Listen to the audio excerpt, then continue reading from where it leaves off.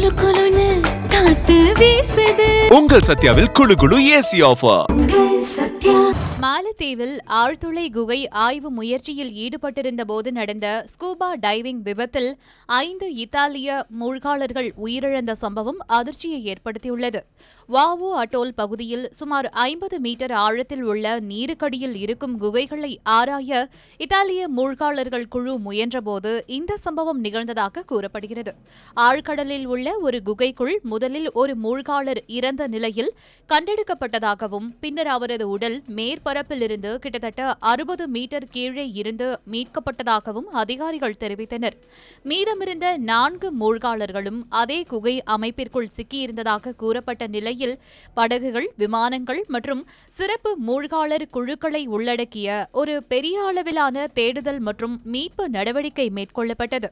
சவாலான நீருக்கடியில் உள்ள சூழல்கள் மற்றும் குகை வலை அமைப்பிற்குள் குறைந்த பார்வை திறன் காரணமாக இந்த நடவடிக்கை மிகவும் சிக்கலானதும் அபாயகரமானதாக உள்ளது என மாலத்தீவு அதிகாரிகள் தெரிவித்துள்ளனர்.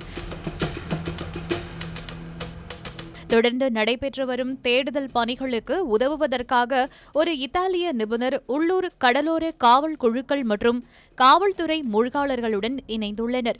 அதிகாரிகள் நீருக்கடியில் உள்ள குகைக்கு செல்லும் அணுகல் வழிகளை மதிப்பீடு செய்து வருகின்றனர்.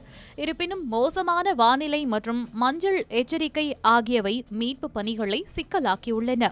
மாலத்தீவில் தேசிய பாதுகாப்பு படை மீட்பு பணியை ஒருங்கிணைத்து வரும் நிலையில் கொழும்பில் உள்ள இத்தாலிய தூதரகம் பாதிக்கப்பட்டவர்களின் குடும்பத்தினர் மற்றும் உள்ளூர் அதிகாரிகளுடன் தொடர்பில் உள்ளது.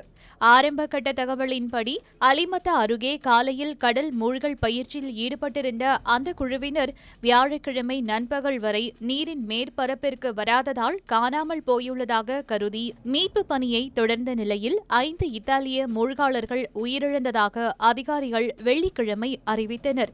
விபத்துக்கான சரியான காரணம் குறித்து விசாரணைகள் தொடர்ந்து நடைபெற்று வரும் நிலையில் எஞ்சியிருக்கும் மூழ்காளர்களை மீட்கும் முயற்சிகளை மேற்கொண்டு வருகின்றனர்.